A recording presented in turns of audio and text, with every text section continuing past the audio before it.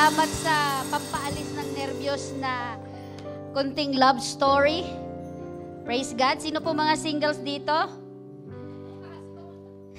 I will be teaching tomorrow and I'll be sharing a little bit of my testimony po. Kasi it is very good to really wait upon the Lord. Di po ba? I was married, I was already 45. Pero it doesn't matter. Kasi po, when you are enjoying serving the Lord, hindi mo mapapansin na T5 ka na pala.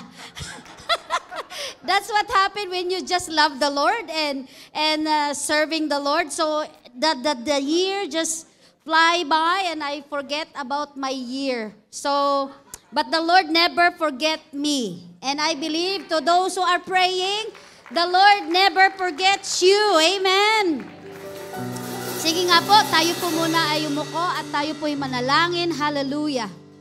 Blessed Father, Lord Jesus, precious Holy Spirit, we honor you, Lord. And we worship you, Lord. Tonight is all about you. And I pray that tonight, if there are individuals who came, Lord God, with a heavy heart, with an altar in their life and in their prayer closet that needs to be reignited. Tonight, Holy Spirit, I pray that you will speak to each one of us, that you are going to reignite and ignite that fire, O Lord, in our altar, our prayer closet, our worship time, our devotion time, in spite of all the busyness in our lives. Lord, I pray that we will never forget to give you that top priority in our lives. Lord, we thank you. Touch us tonight and be the programmer and Lord for the rest of this service. And even to those joining online, oh God, I pray that even to those who may have had that situation in their lives that they barely have that prayer moment where they felt your very presence. Lord, reignite us all tonight. For truly that is very important for all of us to multiply. For the harvest are plenty, but Lord, you need the workers, passionate workers, ignited their passion, Lord God, as they go, Lord God, in the harvest field, ready to do your will. Lord, tonight, my prayer is that you are going to ignite that fire, that passion in the prayer altar of our lives, including our children, including our family altar, Lord God, and even in all our ministry involvement. We thank you, Lord. In Jesus' mighty name. Amen and amen. Praise God, praise God. Palakpakan muna natin si Lord ulit. Good evening po. It's my first time to be speaking in front of the JIL North Calgary. And it's such a joy to be here. Amen? Kaya po, sabi mo sa katabi mo, I am glad that you are here tonight.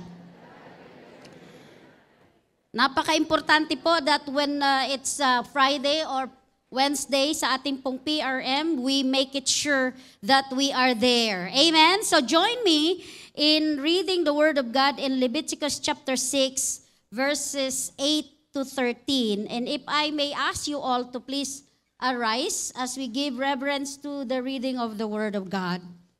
Sige po, basahin po natin sama-sama. Leviticus 6, 8 to 13. It talks about the burnt offering in the altar of the tabernacle. If you are ready, I'm ready. The Lord said to Moses, gave Aaron and his sons this command. These are the regulations for the burnt offering. The burnt offering is to remain on the altar heart throughout the night till morning, and the fire must be kept burning on the altar. The priest shall then put on his linen clothes with linen undergarments next to his body, and shall remove the ashes of the burnt offerings that the fire has consumed on the altar, and place them beside the altar. Then he is to take off the clothes and put on others, and carry the ashes outside the camp to place that is ceremonially clean. Verse 12, the fire on the altar must be kept burning. It must not go out. Every morning, the priest is to add firewood and arrange the burnt offering on the fire and burn the fat of the fellowship offerings in it. Verse 13, the fire must be kept burning on the altar continuously. It must not go out. Again, for that last verse, the fire must be kept burning on the altar continuously. It must not go out. The Lord. And in Leviticus chapter 1, just a little background of the Bible, of the book of Leviticus, kasi it's all about the offering, the requirement of God's law. Now, in chapter 1, it talks about the burnt offerings. And in chapter 2, it talks about the grain offering, yung mga ani nila, yung mga tanim nila. And then in chapter 3, it talks about the fellowship offering. So, makikita po natin that when we go to chapter 4, napakarami pong iba't ibang mga offering na po. Sa chapter 4 po, ang sinasabi naman po doon is the sin offering. So, kapag nagkasala ka, you have to fulfill what was required of the law in order for your sin to be atoned. Can I hear an amen? And it goes up to chapter 5. Now, in chapter 5, it made mention, connection po doon sa the sin offering, there is the guilt offering. Imagine, every mistake you have made, you have to offer a guilt offering to the Lord your God. Amen? So, in chapter 6, which our main text tonight, it mentioned about the burnt offering.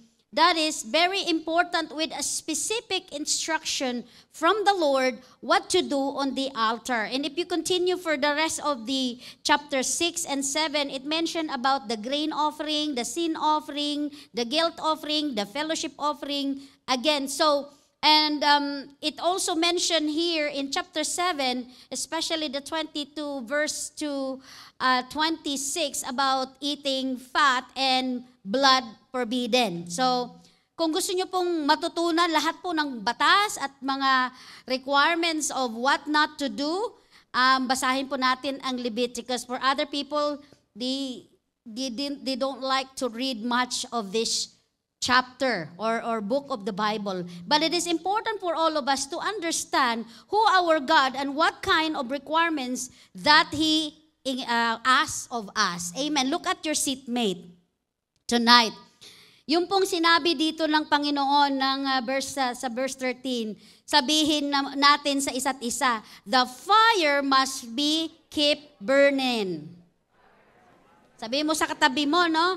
And then, continue on the altar continuously. Sabihin mo sa katabi mo, kailangan kausapin mo yung katabi mo. Convincing him or her, no, na dapat ito yung ating gagawin. And the last line, it must not go out. You know, we live in this generation, mga kapatid, can I speak Tagalog po? Okay lang? Or English na lang din, pwede naman. For the sake of those who are not being able to understand Tagalog. So, Taglis maybe.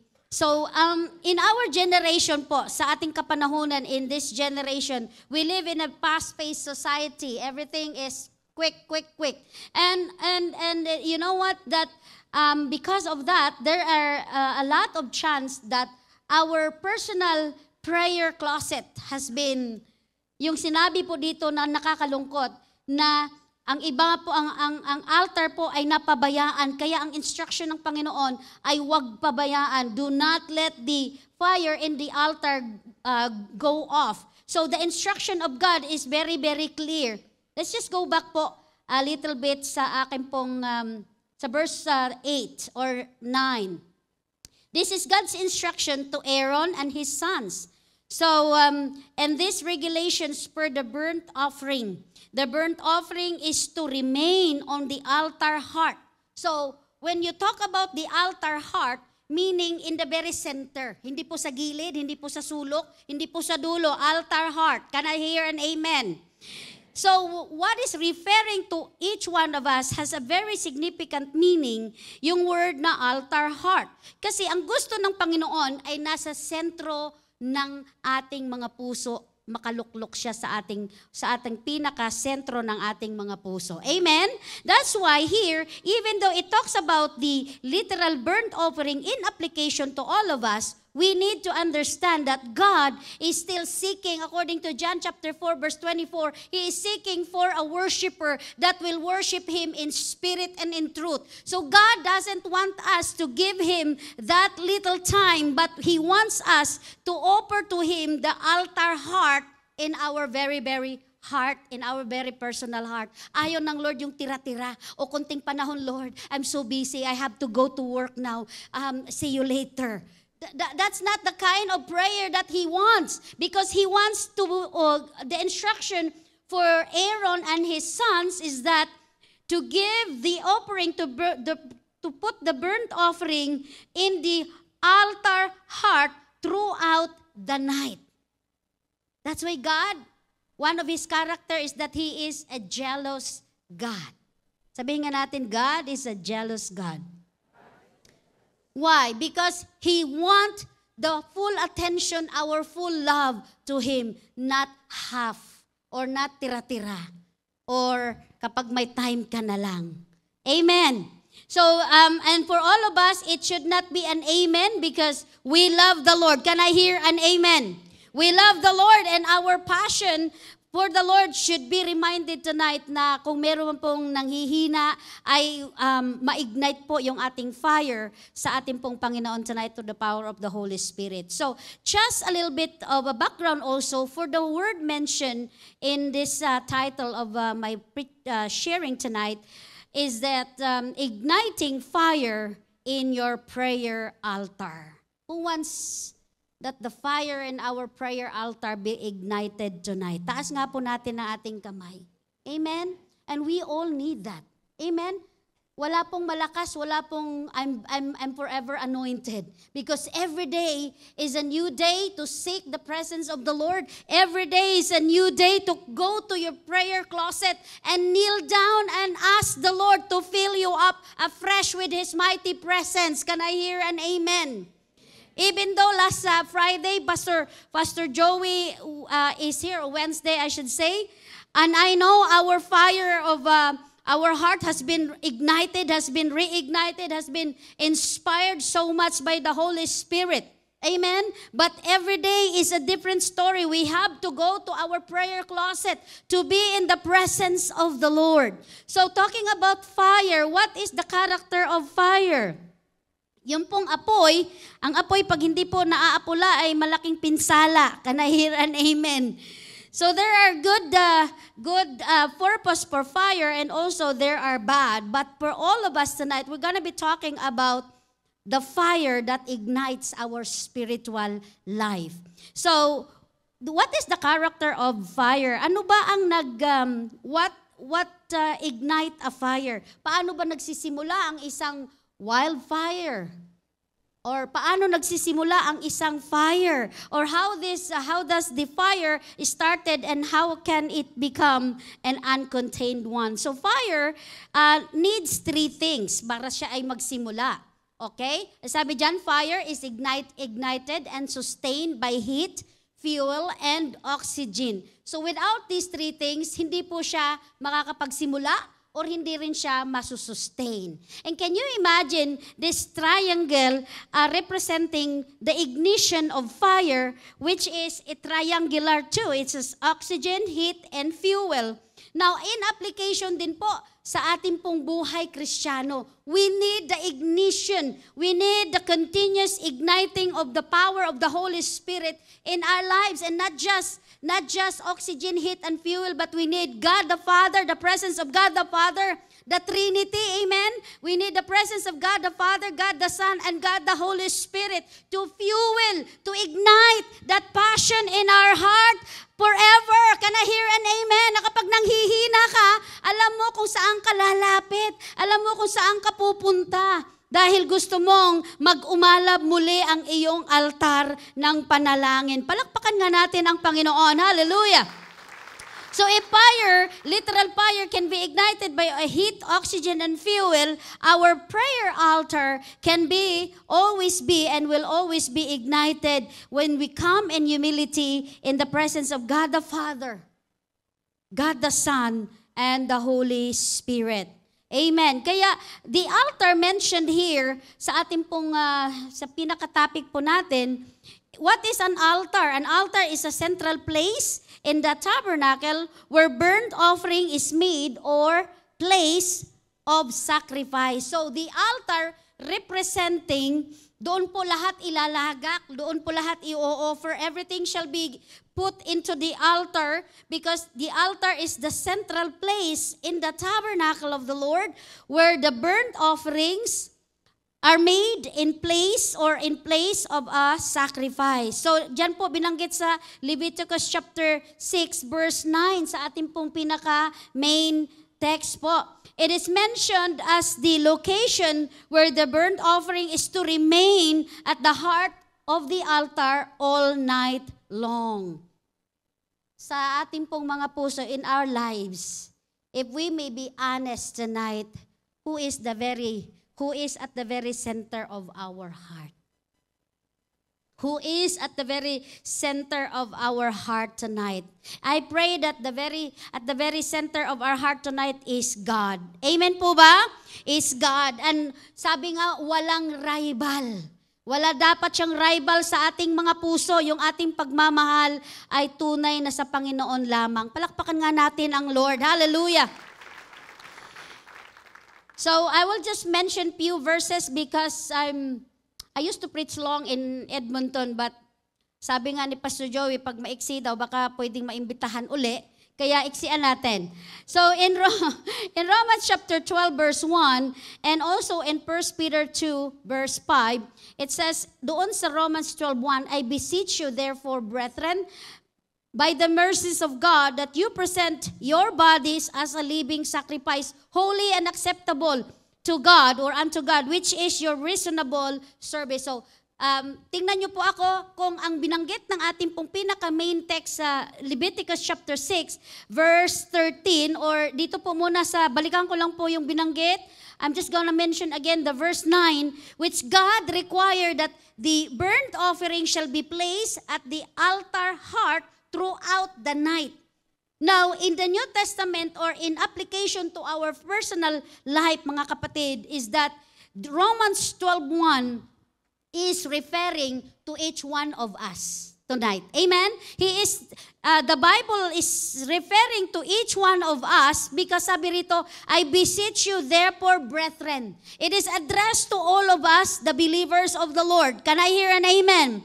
Ang sabi doon, by the mercies of God, that you present your bodies as living sacrifice. Now, this living sacrifice, referring in our main text, is to be placed at the altar heart throughout the night.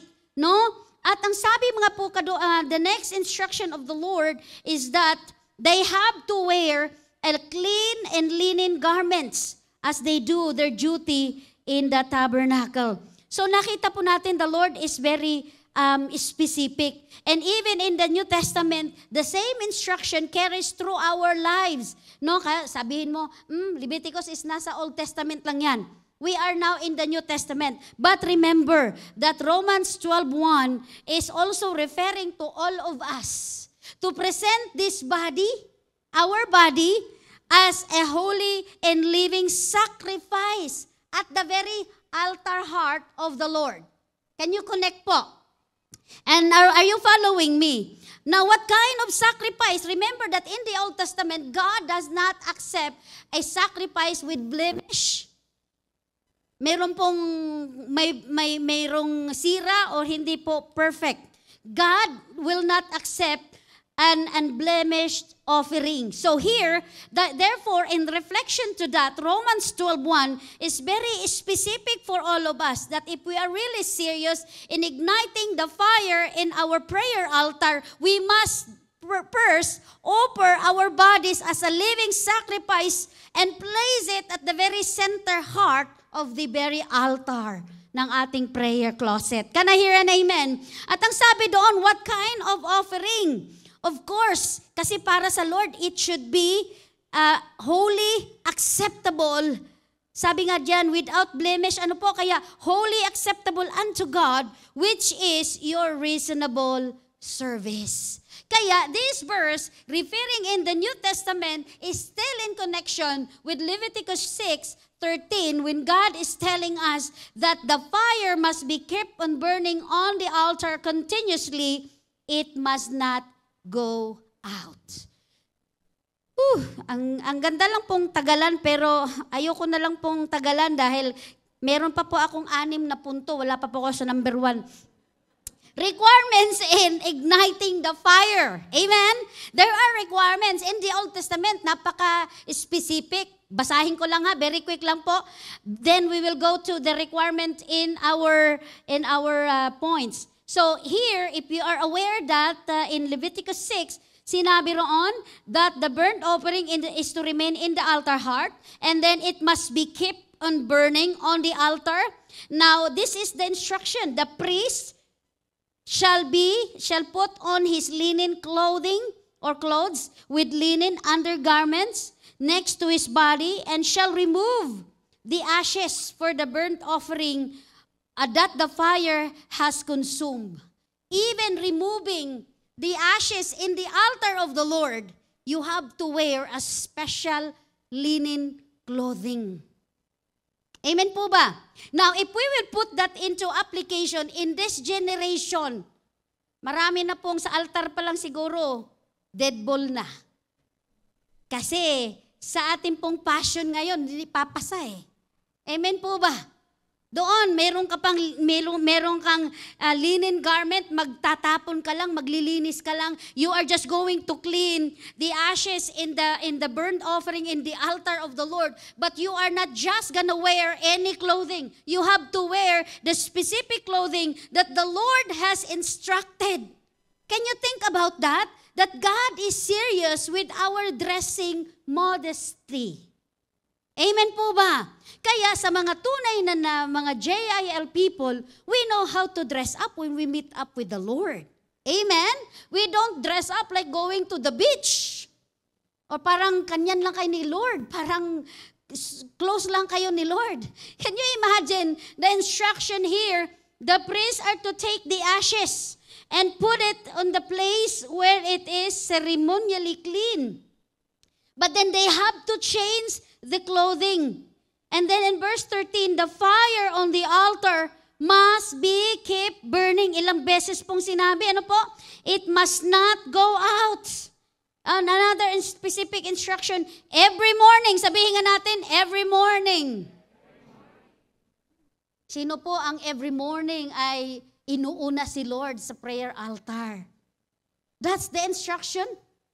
God is very specific. Requirement in igniting fire. Sometimes when we have I noticed that po, that when we have this big event, we are all on fire. We are all on fire. And then after the big event, we have to sustain the fire. Hindi po dapat nagda-die down dahil wala na si Pastor Joey, si Pastora Ellen, tayo-tayo uli. Hindi po dapat ganon. Amen po ba?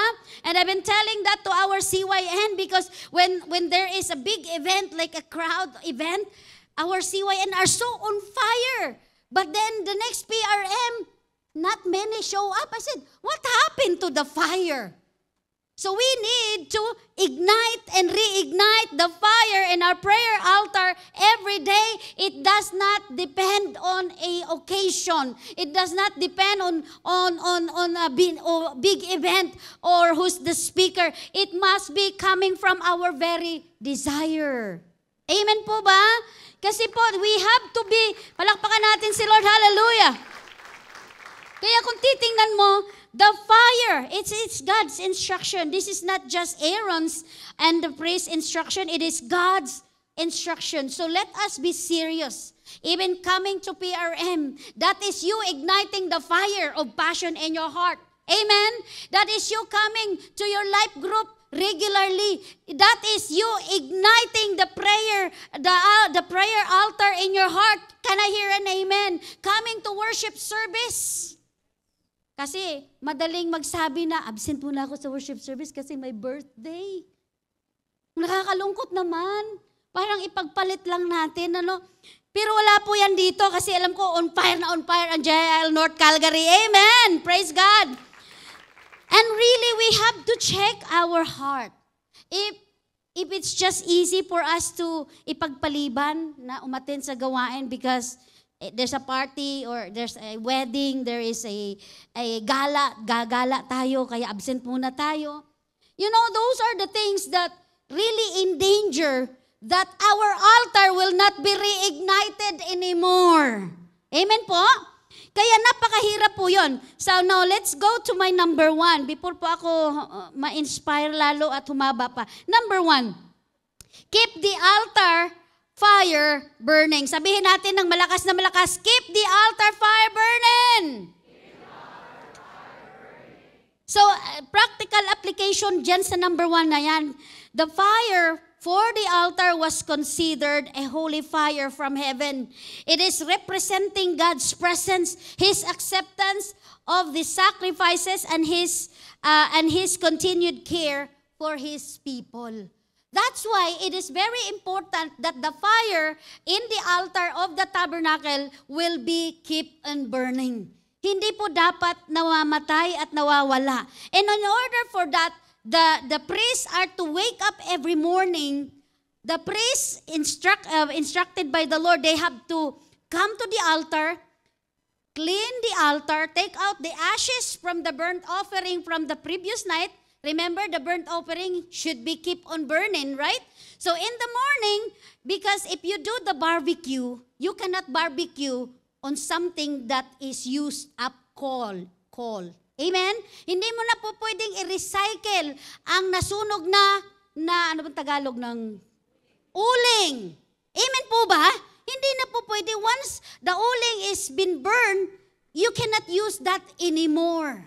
Sometimes we live in the past anointing, in the past successes. We need to desire fresh from the very throne of the Lord. Palakpakan nga natin si Lord. Hallelujah!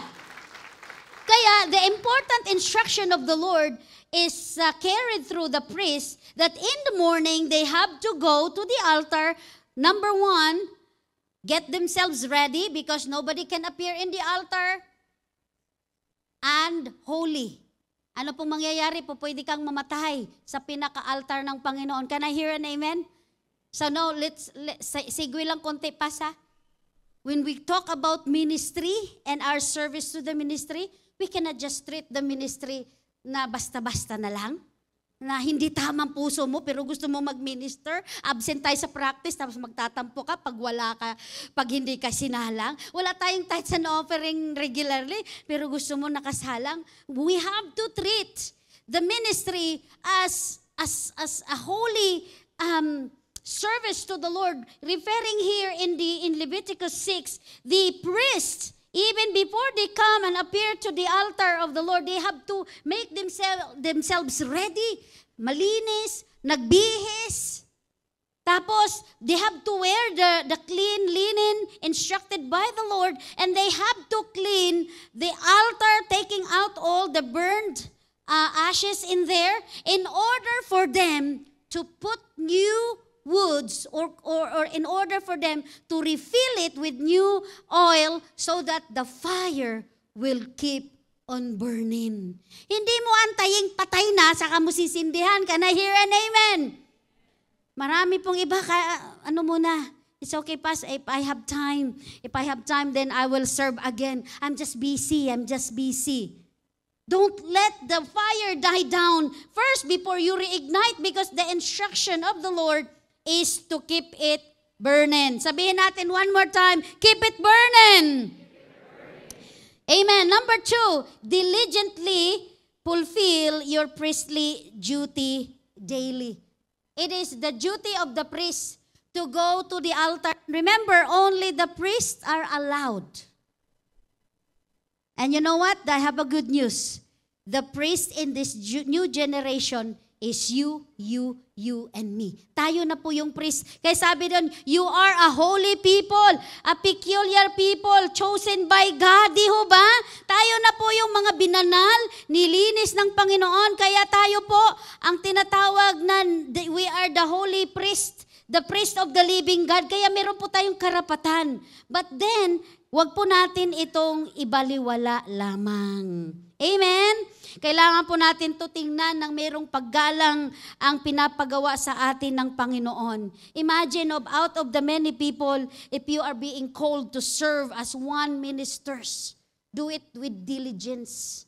Do it with all your heart. Can I hear an amen? Do it with all your heart. Hindi po dapat na patay-patay. Dapat po very inspired. And I am inspired when we talk about with Pastora Ana, of course.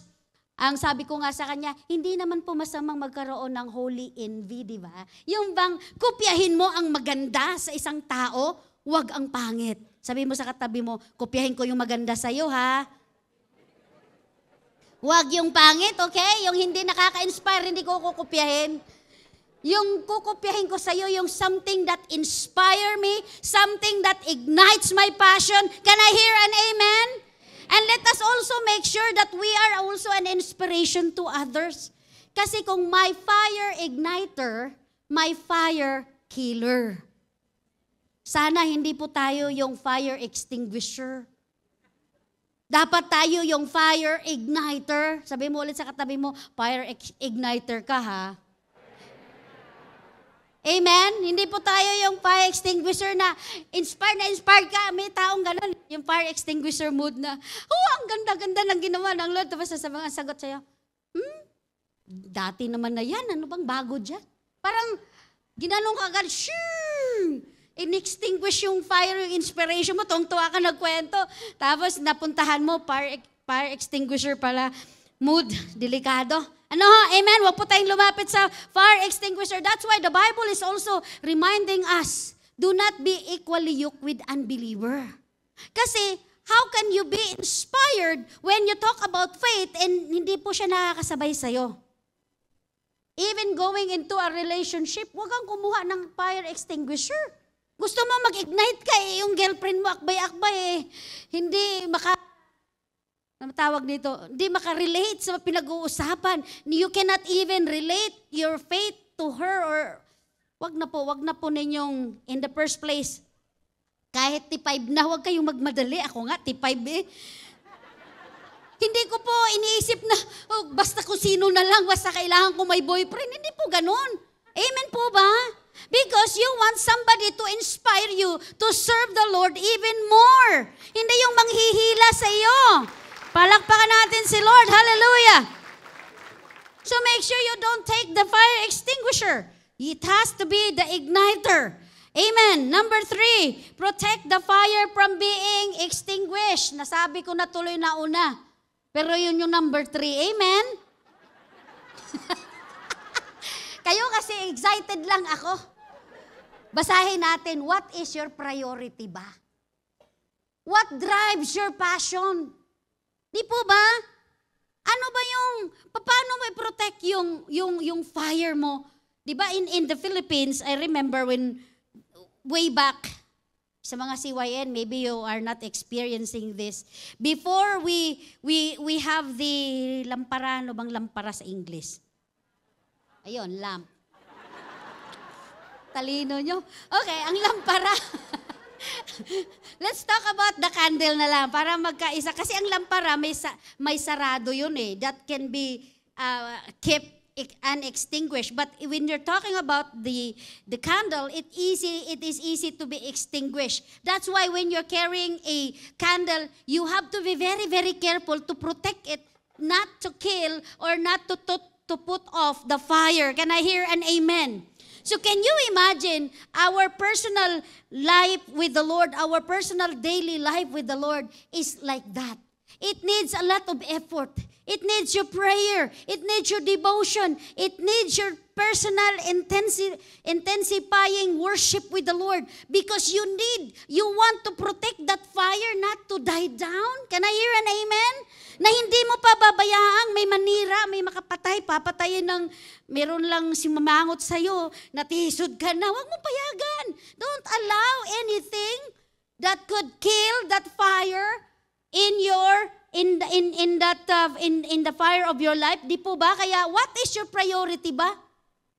What drives your passion? Dapat atin pong tutukan yan ng matindi. Amen po ba? Our priority is God. We need to protect our personal prayer life. Can I hear an amen?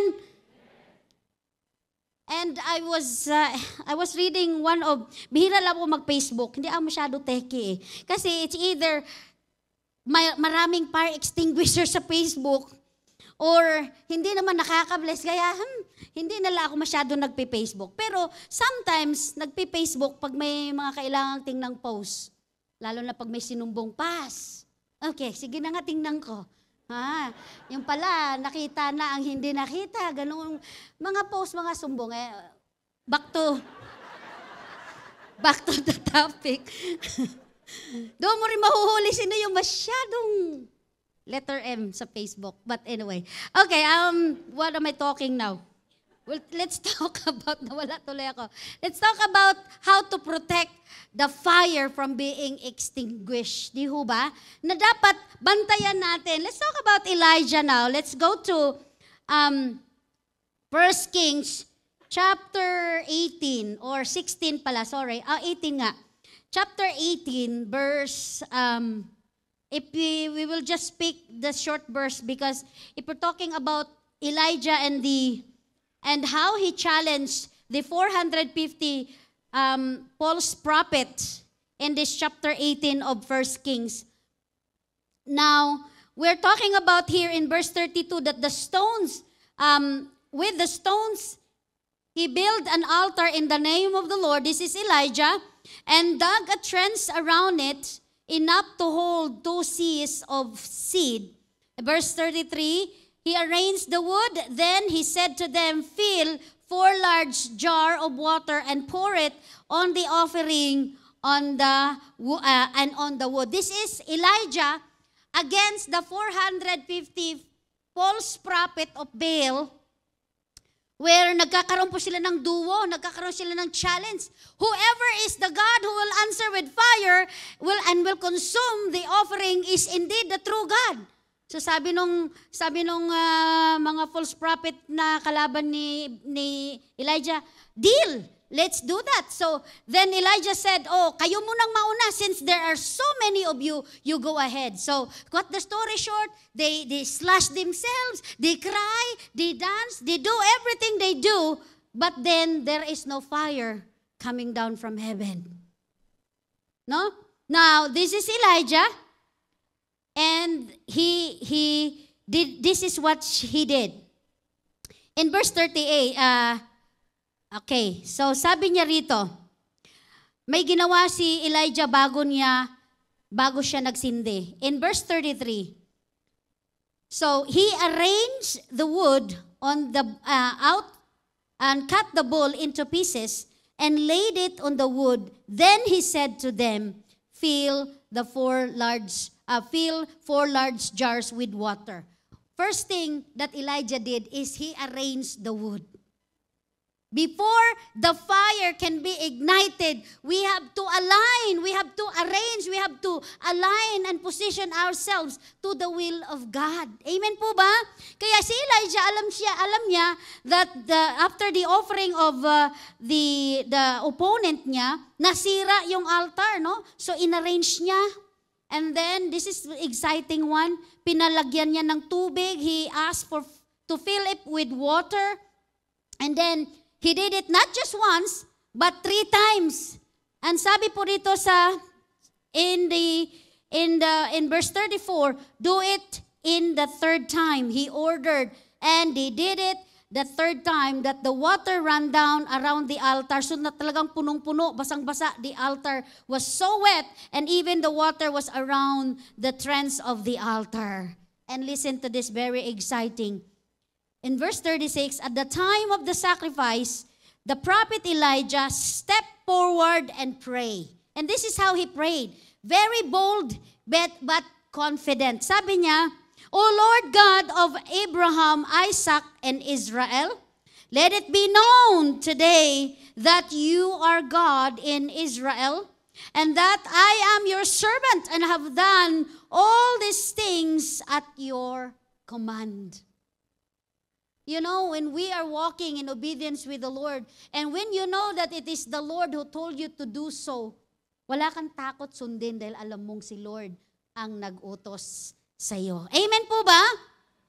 Now what happened here, and I believe you know the story, then the fire, verse 38 now, then the fire of the Lord fell and burned the sacrifice, the wood, the stone. May nakita na po ba kayo na hindi lang wood, pati yung bato, tinupok, naging pulburon. Amen po ba? Joke lang, hindi naman sinabing na pulburon. Pero if you would look at it, wala akong ibang maisip ang bato na pulbo din dahil it leaked. Sabi kayo talaga basahin nyo. And also leaked up the water in the trench. Diba? Pati tubig, pati bato, pati lahat ng naandoon kahit basang-basa. When all the people saw this, they fell prostrate and cried, the Lord, He is God. The Lord, He is God. And church, this is the same God that we worship. This is the same God who is holy. He is the same God of miracle. He is the same God yesterday, today, and forever. And this is still the same God that we worship in this church. This is still the same God that we are so passionate about. This is still the same God that we want our passion to be ignited every day until Jesus comes. Can we give God a clap of praise? Amen and amen to that. Amen po ba? Na hindi po tayo maalab ngayon, kundi maalab tayo bawat minuto. Because nobody knows when the time. Gusto mong maalab ka, pero bukas, absent ka na muna. Paano kung bukas dumating si Lord? Hindi natin alam. Amen? So praise God. I must skip some. Next is that, ano number na po ako? Wala namang number 4 Pinatawa ko lang kayo. Now, we have to talk about the effect after your fire in your prayer altar has been ignited. The effect, ano po yung benefits nito in other words? Can I hear an amen? Of course, the number one, this is very common, pero gusto ko lang po kasing i-inspire, i-reignite because I know that we are being inspired by the revival tour na nangyari last 2 weeks with Pastor Joey here. First, they do the revival tour in Edmonton district churches, and then here in Calgary and other parts of Alberta. So, talaga pong we are so blessed. So, number one effect of igniting fire in your altar is that, read it with me, prayer and faith become powerful. Yung bang alam mong ang Diyos ay makapangyarihan, pero pag may sakit ka, para bang hindi mo kaagad ini-ignite yung faith mo. Kailangan po na if our fire has been reignited, we need to step in number 1, prayer and faith to the Lord become powerful. Kasi alam mo ang Diyos Amen po ba? Kilala mo ang Diyos na pinaglilingkuran mo and you will not doubt His power. Basahin natin quickly Jeremiah 32:17 and Mark 11:24. Sabi po riyan, O sovereign Lord, you have made the heavens and the earth, the great power, and with outstretched arm, nothing is too. So you come to the prayer revival night with faith in your heart. Siguro po may nararamdaman kayong konting sakit-sakit sa mga inyong mga kasukasuhan. We have to elevate our faith in the name of the Lord. Amen? Because nothing is too hard for Him to do. Can we just stretch our hands?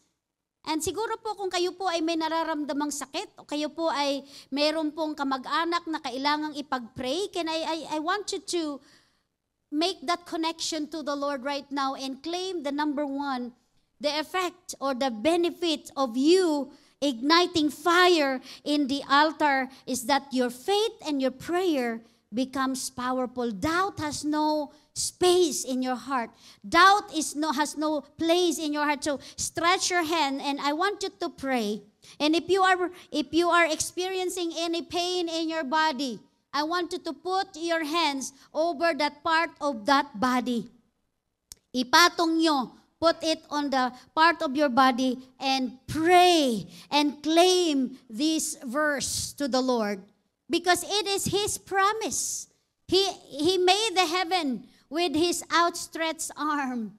And nothing is too hard for Him to do. Father, in the name of Jesus, as your people, O Lord, are raising their hand, maybe to represent a loved one that may have been sick, and if they're putting their arm on their parts of their body where they felt pain and a need, O Lord God, of healing touch, Lord, touch them.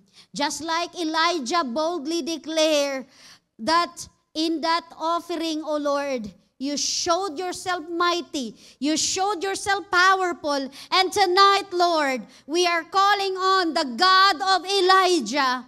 The God of Elijah. The God of Elijah. He is God. The Lord, He is God. Heal your people.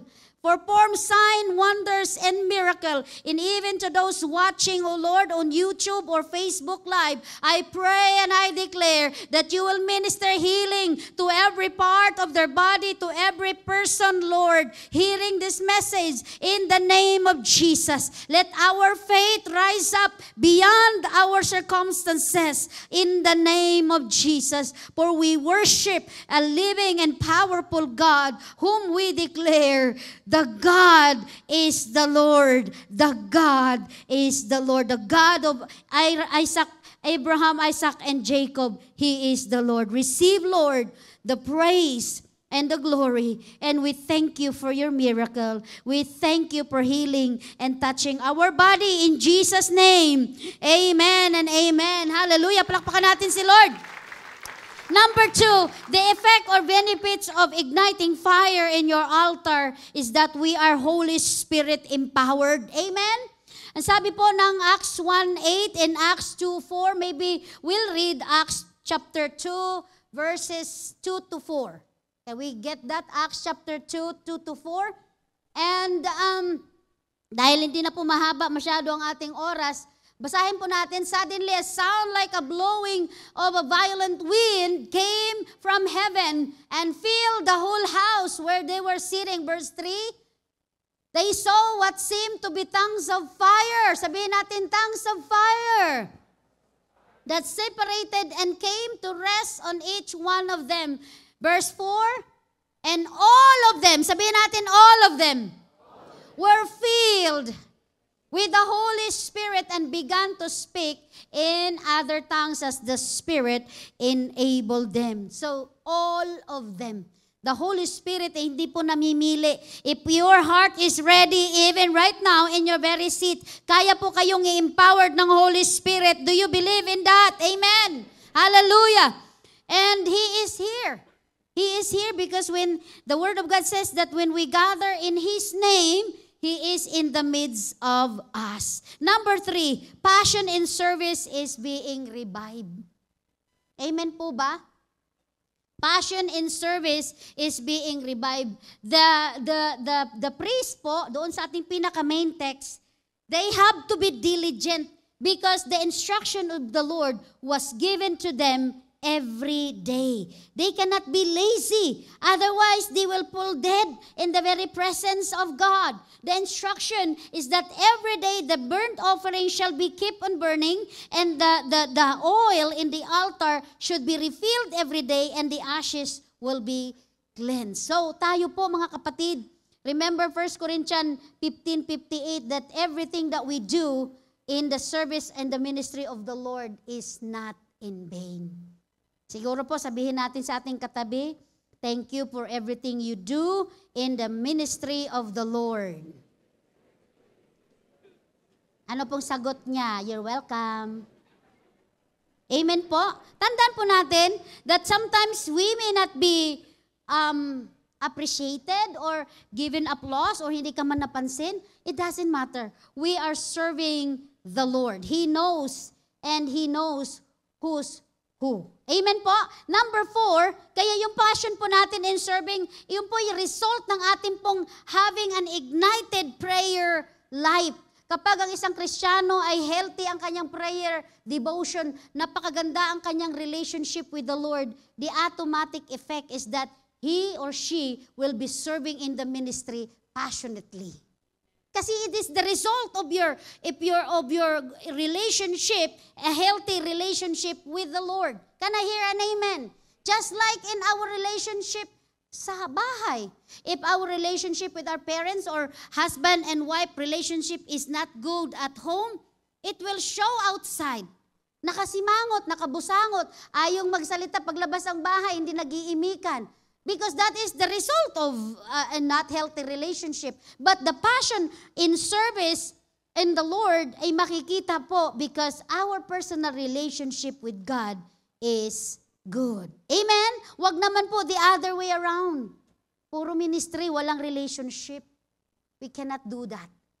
What happened if you are just very busy in the ministry but relationship with the Lord is not so good? You will be burned out quickly. And you will not stay long in the ministry. Bakit? Kapag hindi ka na-appreciate ni pastora, magtatampo ka na. O kaya hindi ka na nabigyan ng trabaho, nagtatampo ka na. That's why our passion should be based on love for the Lord. At yun po ang result ng ating pong ignited fire sa ating paglilingkod sa Panginoon. Number 4, worship and giving is restored. Again, ikaka-copy-paste ko yung number 3. It is a result of your good relationship with the Lord. Yung pagbibigay mo. Amen? You cannot love without giving. Kung mahal mo ang Lord, hindi pwedeng hindi ka magbigay. Amen po ba? Parang ayaw niyong mag-amen.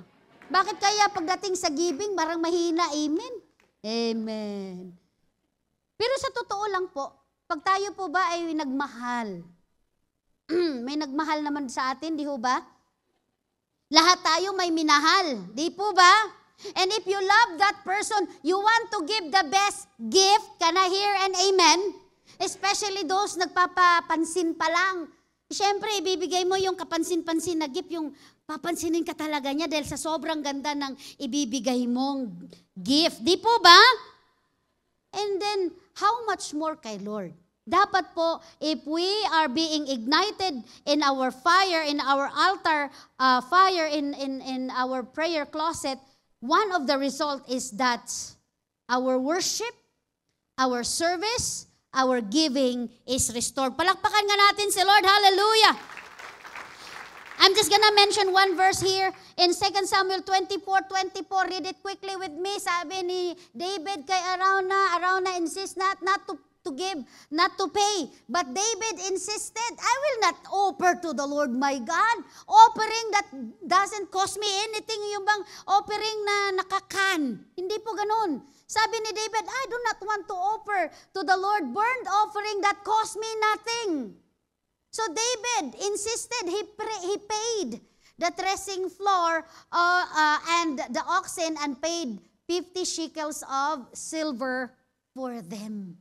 Sa atin po mga kapatid, we must come into the presence of the Lord with that attitude of worship and giving to the Lord. Pumalakpak nga po yung mga excited magbigay. Hallelujah! Number 6 and last one. Of course, the blessing or the effect of igniting fire in your altar is that we learn to honor. Ay, number 5 pa pala ako? Okay, God's word becomes our daily desire. Kasi napipressure ako sa oras eh. So God's word become our daily desire. Di ho ba? Yung kinanta nyo kanina, kantahin natin yun. It should be our prayer of our heart. Di ba? Amen po ba na araw-araw you long for God more than anything. Sabihin nga natin, I love you, Lord. More than anything. Sabihin natin, I need you, Lord.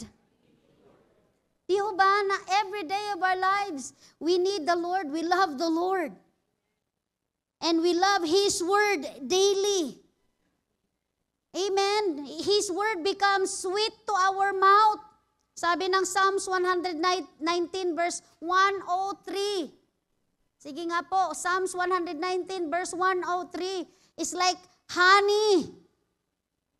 How sweet are your words to my taste, sweeter than honey to my mouth. Can I hear an amen? You desire God's word daily. You desire His instruction daily more than anything. Kaya yung when we sing that song, I need you, Lord. Di ba? It is a heart's desire that you know you needed the Lord every day. We cannot survive without the Lord. Amen. Number 6, honor the holiness of God. Revelations chapter 4, verse 8 to 11. Basahin po natin and maybe po as we read, let us arise. Kasi napakaganda po ang verse na ito. It's also giving God the glory. Revelations 4, 8 to 11. Ano pong sabi dyan? Let's read it all together. Each of the 4 living creatures had 6 wings and was covered with eyes all around, even under his wings. Day and night, they never stop saying, Holy, holy, holy is the Lord God Almighty, who was and is to come. Verse 9, ituloy natin. Whenever the living creature give glory, honor, and thanks to Him who sits on the throne and who lives forever and ever, the 24 elders fall down and worship. Sabi doon, and fall down before Him who sits on the throne and worship Him who lives forever and ever. They lay their crown before the throne and say, You are worthy, O Lord and God, to receive glory and honor and power, for you created all things, and by your will they were created and have their being. Hallelujah. Let us worship the Lord. May I call the music team? Sa tayo po'y umawit sa Lord. Let us sing that song, I Need You, Lord. Amen po ba? As we understand the holiness of God, diyan po sa ating pong last number 6, sa effect of igniting fire in your prayer altar, I pray that you would appreciate more the very presence of God. You would treasure more His very presence po. Just like the 24 elders, how they have treasured the very presence of God. It is the attitude of our heart to give that glory and honor. Kung naunawaan natin kung sino at gaano kabanal ang ating Diyos na sinasamba. Before we sing, tandaan nyo po, the 24 elders bow down. They bow down before the Lord. Sabi po roon, and then they said this word, Holy, holy, holy is the Lord God Almighty, who was and is to come. When was the last time that you have this very moment with the Lord and you felt His very presence and His very holiness, and you melt in His very presence, and you felt His holiness, and you felt your unworthiness, but then in that very presence where God made Him real to you, His reassuring touch, telling you that I have cleansed you enough, I have forgiven you. And in that moment, naramdaman natin, when was the last time that you have this moment with the Lord and really giving Him the due glory, the due honor, the due reverence to Him? When was the last time that we really sat in that prayer closet of your room, or if you have one, okay naman po yung lagi na lang tayong nagpipray sa sasakyan na lang pag nagmamadali. But when was the last time that you really have that moment in reverence, in worshiping the Lord? Just like the 24 elders,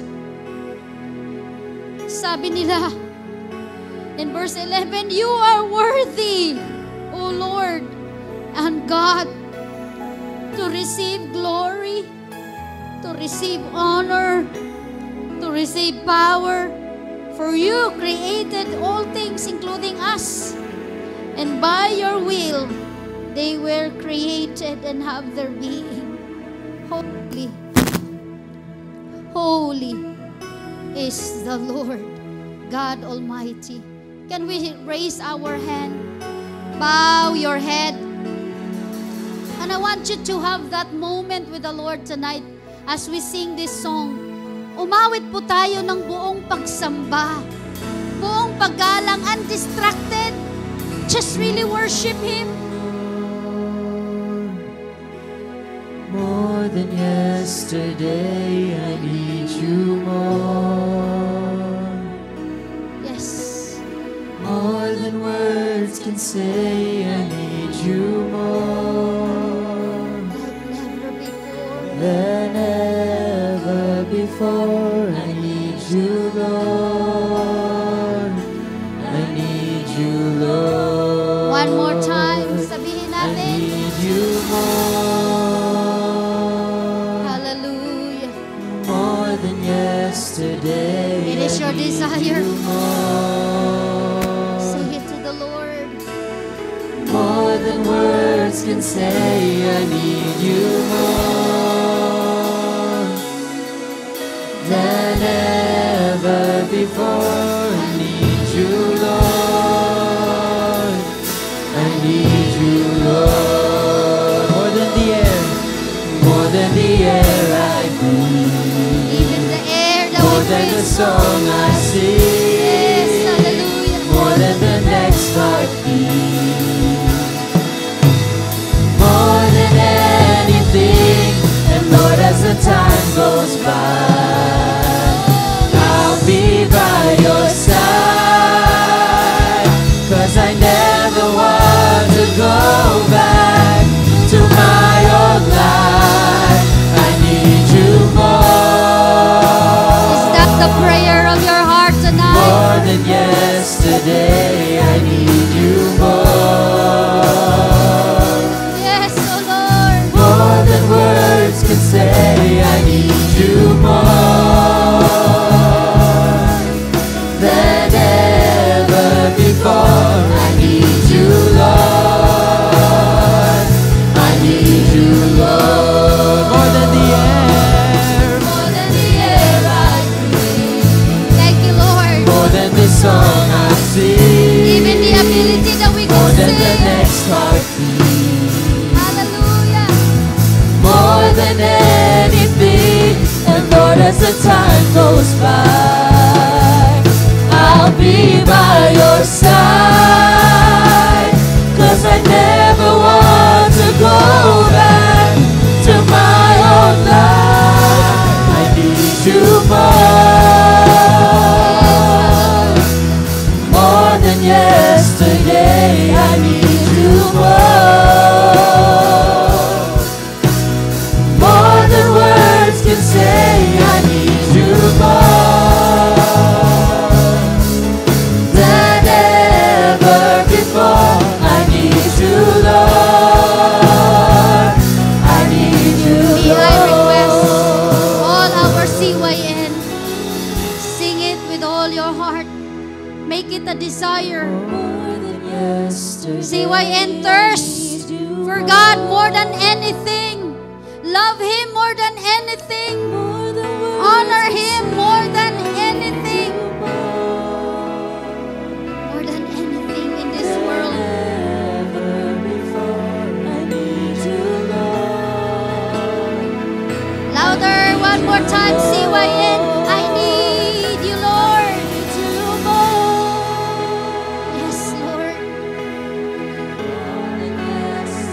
the pressure of life, the pressure of this generation. There are so many fire extinguisher in your life, CYN. Desire more of God. Resist the work of the enemy. Resist all those work of the flesh that does extinguish the fire in your heart. Desire more of God. Hallelujah. Yes, O Lord. All the words can say, I need you more than ever before. I need you, Lord. All the adults in the house, let us sing that song. Mga mag-asawa, hallelujah. Mga pamilya, let us desire more of His presence. More than words can say, I need you more than ever before. I need you, Lord. I need you, Lord. All together, hallelujah. More than yesterday, I need you more. More than words can say, I need you more than ever before. I need you, Lord. I need you. I just want to obey the Holy Spirit. The Lord wants to minister to all families. Pwede po bang tawagin ang bawat pamilya? And I know I have a family too. And especially when your kids are already grown up, it's not easy to have that altar together in the house. But it must be intentional. May I call the parents or the family tonight? Can you please come in the altar and allow us to minister to you? And if it is your desire to ignite that prayer altar in your house, the Lord is here. Please come, bawat pamilya, nanay, tatay with your children, and we will pray for you that the fire of the Lord will reignite that passion, will revive that prayer closet in your house. And in obedience to the word of the Lord tonight, sabi ng Lord, let that fire keep burning. Ayaw ng Panginoon ng inyong prayer altar is empty. Ayaw ng Panginoon na busy kayo lagi at wala kayong time together as a family to be in the prayer closet, to be in the prayer altar. Ayaw ng Panginoon that we chase on other things, that we chase on materials, and we chase how to earn money, and we're slowly drifting away from the very presence of the Lord. Family, especially father, I want you to take this to heart seriously. The instruction of the Lord for you as the head of the house, that the fire in the altar of your prayer closet shall be keep burning, and it will continuously burning, and it must not go out. Hear the word of the Lord, families. And if you are CYN tonight, or you are solo here tonight, or single, but you know the very condition of your heart, that you are dying up, yung apoy, umaandap-andap, you're barely making it up because of busy schedule. I want you to come and ask the fire of the Lord to reignite, to make it happen in the name of Jesus, that the fire must be keep burning on your prayer altar continuously, and it must not go out no matter the circumstances. Oh, Karabasyante. Hallelujah, hallelujah. May I request Pastor Ana, Pastor Andy,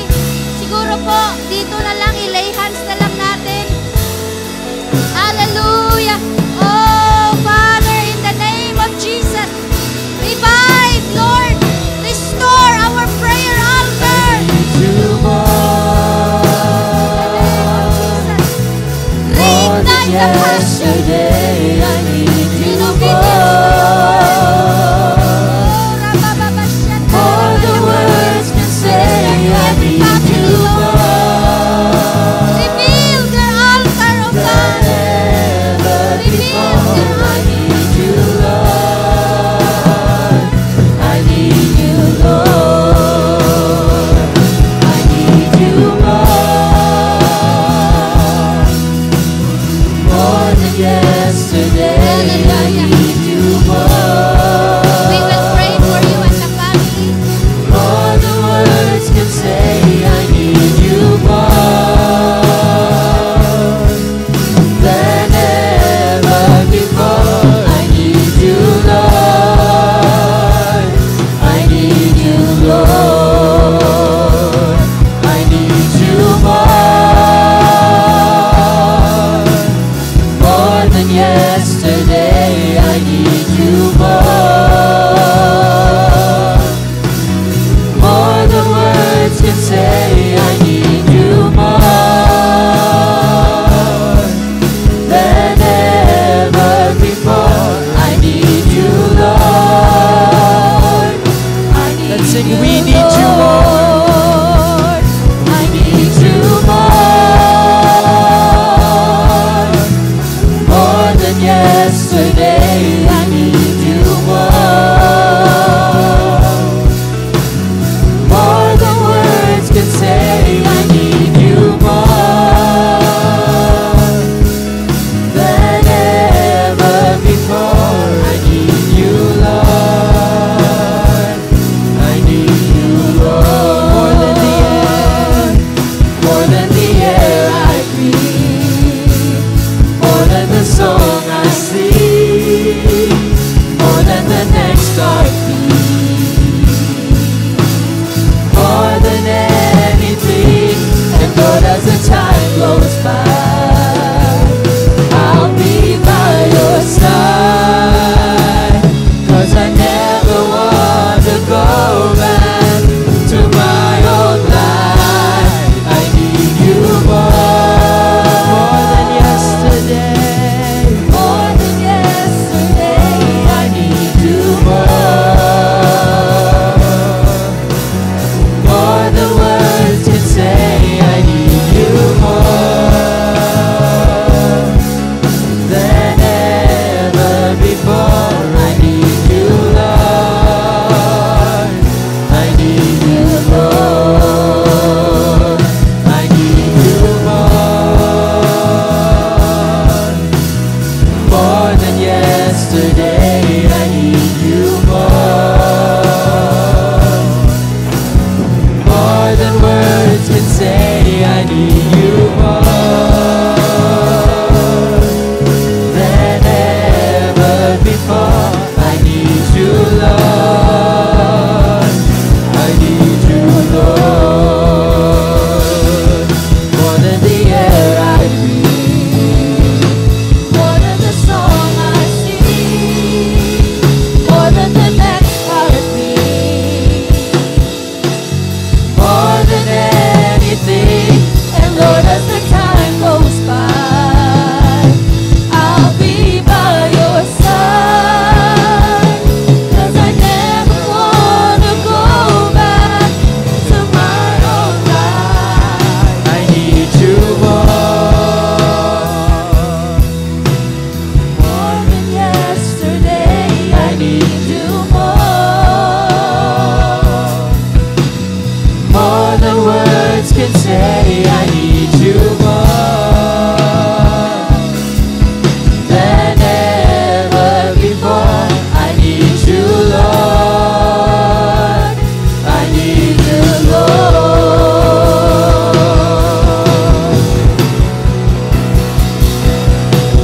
So come and fill this place with your mercy, with your grace.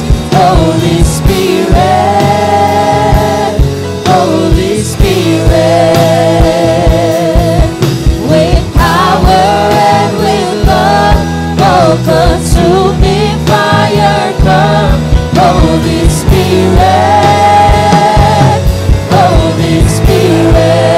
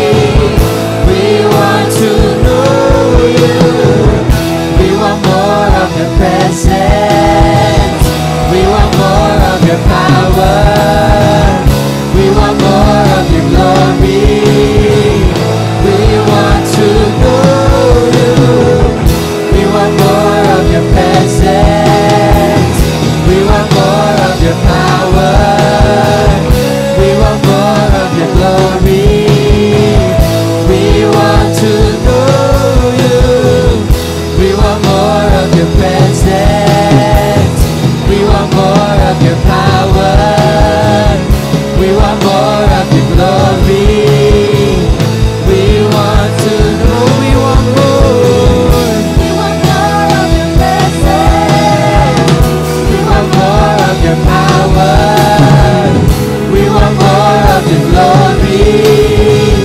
We want to know. Yes, Lord, we want more. We want more of your presence. We want more of your power. We want more of your glory. We want So come and fill this place. So come and fill this place with your mercy, with your grace, Holy Spirit, Holy Spirit, with power and with love, oh, consuming fire, come, Holy Spirit, Holy Spirit.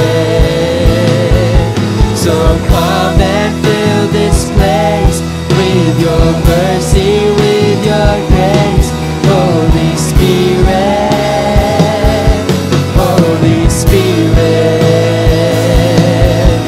with power and with love, oh, consuming fire, come, Holy Spirit,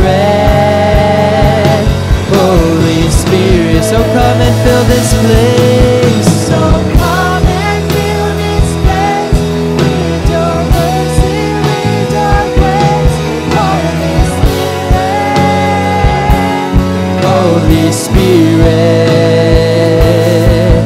with power and with love, oh, consuming fire, come, Holy Spirit, Holy Spirit. So here I am within your presence, longing for your touch. 1,000 days cannot compare to one in your love. Hold me now and never, ever let me go. My Jesus, my precious Savior. And here I stand within your presence, longing for your touch. 1,000 days cannot compare to one in your God. Hold me now and never, ever let me go. My Jesus, my precious Savior.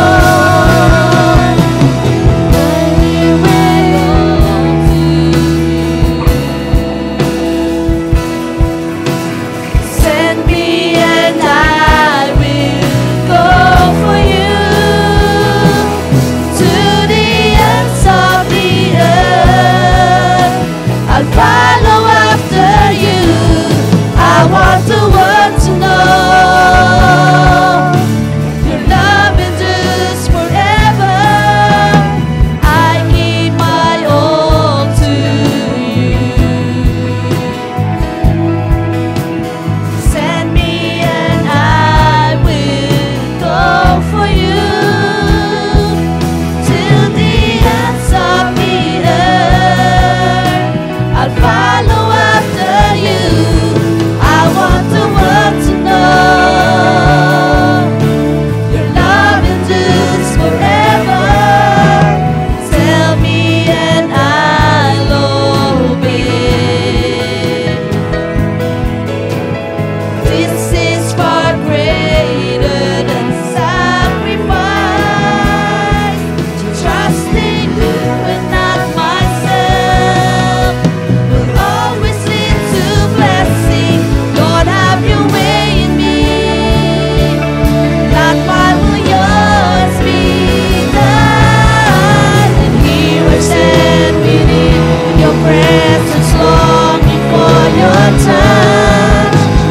1,000 days cannot compare to one day in your court. Hold me now and never, ever let me go. My Jesus, my precious Savior. Here I stand within your presence, longing for your touch. 1,000 days cannot compare to one your part. Hold me now and never, ever let me go. My Jesus, my precious Savior, and I will worship you forever, and I will worship you, and I will worship you forever, and I will worship you, and I will worship you forever, and I will worship you, and I will worship you forever, and I will worship you. Lord, I give you my heart. Lord, I give you my heart. I give you my soul. I live for you alone. Every breath that I take, every moment I'm awake. Lord, have your way in me. Lord, I give you my heart.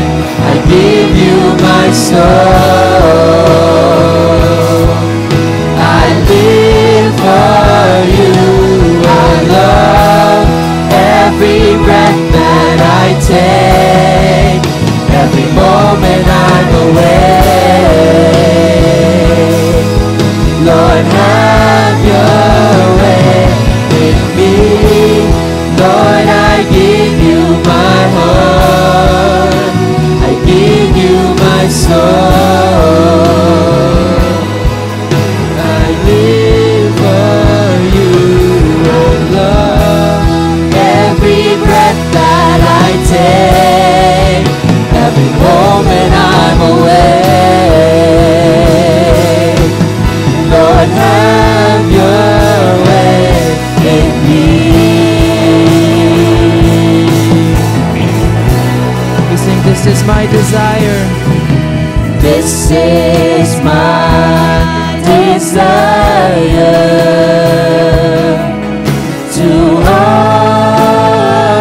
honor you. And Lord, with all my heart, I worship you.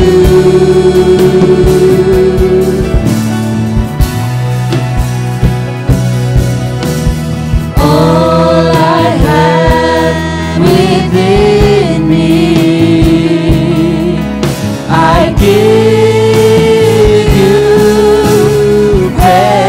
praise, and all that I adore is in you.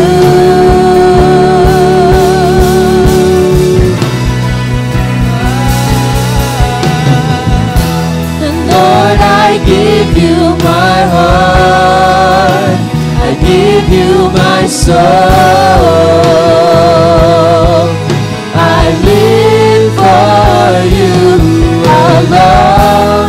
Every breath that I take, every moment I'm awake. Lord, have your way in me.